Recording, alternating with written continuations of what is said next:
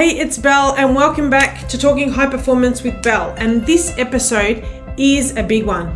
So if you've been waiting for a sign to get your edge back, then this is it, because today I'm diving into something I work on with my clients all the time. Doesn't matter what level you are at, an executive, an athlete, an overwhelmed parent, or a powerhouse leader, this is for you. And it's all around self-leadership. So before we can lead others, we have to learn to be able to lead ourselves. And sometimes it's not glamorous, it's not loud, and it requires work, and quite often it requires grit. But it's what separates those who drift from those who decide. So if you've been feeling flat lately, or showing up, doing the work, ticking the boxes, but still wondering why you're feeling off, then this conversation is exactly what you need. And I want to break it down for you first and talk about the hard truth about standards. And I want to talk about the standards we set for ourselves, because we don't get what we want in life. We get what we tolerate. And our standards shape our habits. So our habits shape our identity, and our identity shapes everything. So I'm not talking about perfection here. I'm talking about being in alignment. So living, speaking, acting, and choosing in line with who you want to be in the future, not necessarily who you are now. Because most of us know what we want, or who we want to be, or what we like in others, but we feel there's a separation between how we're showing up daily and what's happening. So ask yourself, what are the standards that you've set? And this could be, what are the standards you've set for your mornings? How do you speak to yourself? How do you show up? And what are those standards like when no one is watching? Do you do what you say you wanted to do? Or do you get caught up with the first distraction that comes along? Because here's what I know. The strongest leaders I work with, they don't wait for motivation. They decide what they want to be known for, and they live like that matters and work towards it.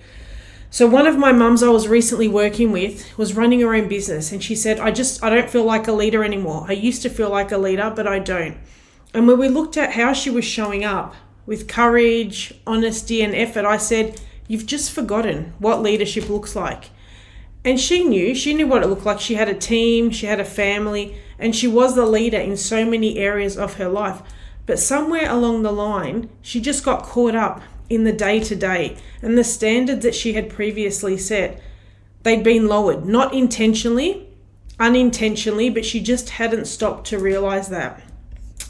And that's okay. The important part is the acknowledgement, and then the willingness to want to change from that.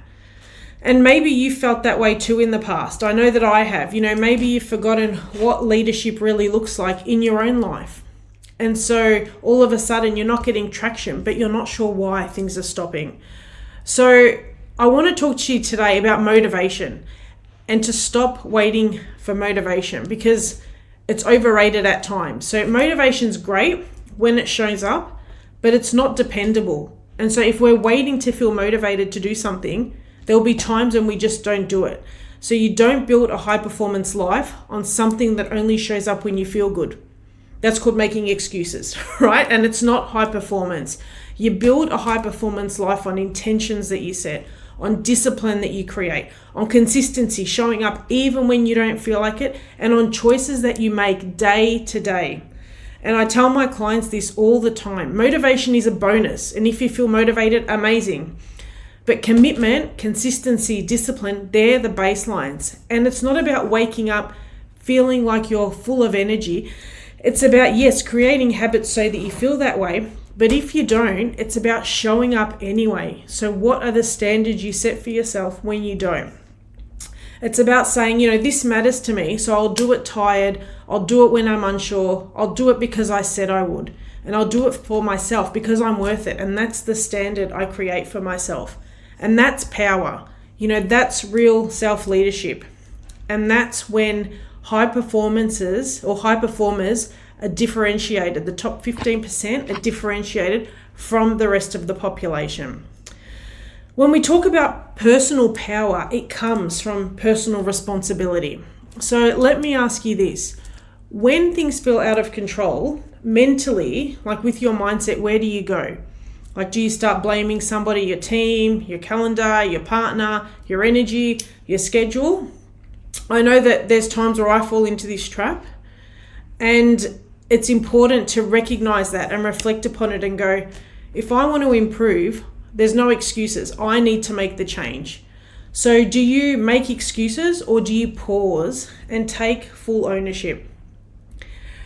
Because self-leadership means taking responsibility, not for everything, but for how you respond to everything. And it's what it means to show up as the CEO in your own life, because you are the boss of your life. And it's not always easy. But the clients I work with who move the needle the fastest, they stop outsourcing their energy and they stop waiting to be rescued. And they stop blaming what's not working and start working on what is working and magnifying that. And the things that need to be tweaked, they take responsibility and tweak that. And that's where personal power really lives. And this is where it's really important to reconnect with your identity. So if you're feeling off, like something's missing, and that's okay, because at times we do, even though things may look fine, it might be time to ask yourself, have I drifted away from who I want to be, from my values, from my beliefs? Because when we stop leading ourselves, we often lose our sense of identity and we become a calendar or a task, or we respond to everybody else's needs. And all of a sudden we realize that we've gone through maybe the past few years, maybe the past few months, and we don't even know what we want anymore and what we stand for. So I'd love you to ask yourself, what do you want to be known for? And what's a small habit that you used to love that maybe you've let go of? Or what would the full version of you thank you for doing today? Because self-leadership is how you build your identity back. It's one decision, one choice, one habit, and one step forward at a time.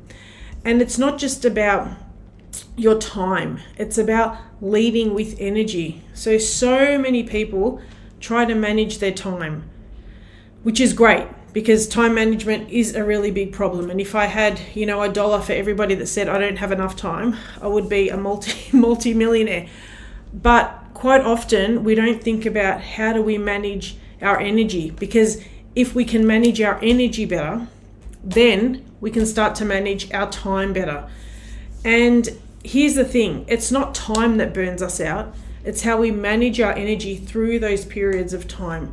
So when we talk about high performance, they don't just block their time, that's super important, but they also protect their energy.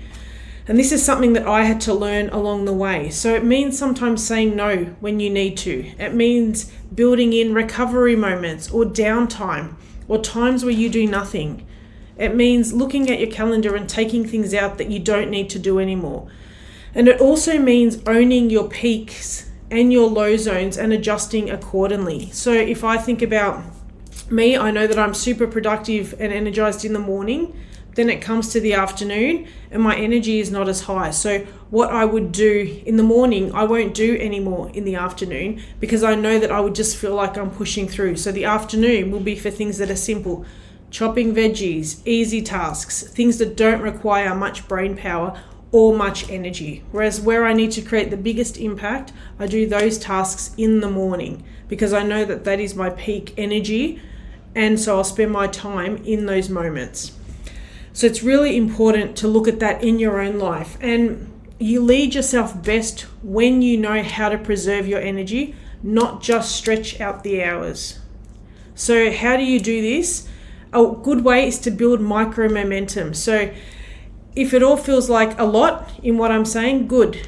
It doesn't need to start this big, because you don't want to start at the end. You want to start with small steps, micro moments, and building momentum that you can implement. So what is micro momentum? You might not have heard about it before. It's the little decisions that build massive trust within yourself so that you can lead yourself. So you don't need to do a complete overhaul of everything I've spoken about today. You can start with just doing some simple things. Waking up 10 minutes earlier, drinking a glass of water before you have a coffee to manage your energy, Sending the message you've been avoiding instead of procrastinating and thinking about it. Putting your phone away for an hour to focus on the most important task of the day. It could be committing to the walk you said that you would go for, but you've been avoiding because you've been too busy. These moments of alignment, they start to shift your identity, and they remind you that when you do this, I lead my life and my life does not lead me. So before you jump back into your day today, I'd love you to check in with yourself and ask yourself, where have I dropped maybe my standards and how can I lift them again? What am I waiting on motivation to do that I could just choose to do and start myself? And if I led myself powerfully this week, what would that actually look like and how would it look different to the week before? So you don't need a title to be a leader. You just need to lead yourself with courage and consistency.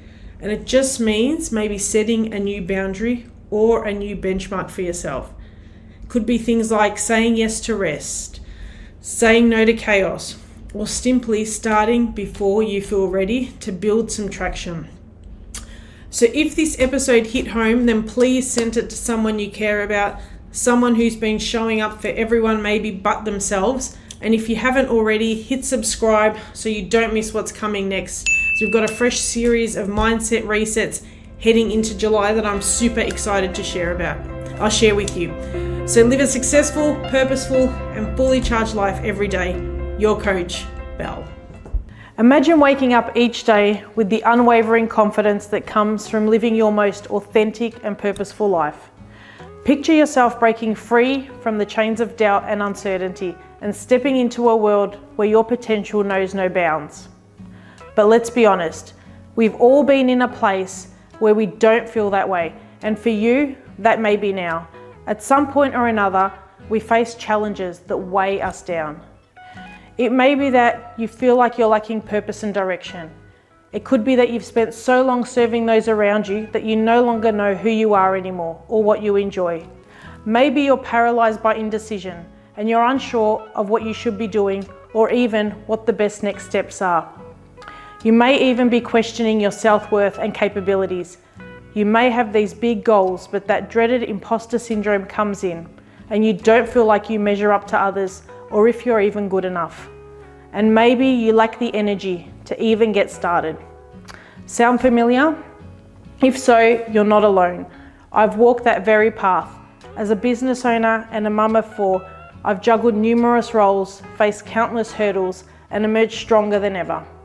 So if any of these resonate with you, you feel stuck while the world moves forward. You feel like you're losing that spark that wants to find you, and you're yearning for fulfillment in the day-to-day grind. You don't want a good life, you want one that's great. And you feel like you're isolating yourself and you're longing for a deeper connection, then it's time for a change. It's time to take the Becoming You course, a powerful opportunity to rewrite your narrative and create the future that you want, that lights you up, and in doing so, makes the lives of those around you even better. This isn't just another course, it's your ticket to unlocking the doors that have been holding you back. It's about waving goodbye to the fear of failure and having the courage to take that leap.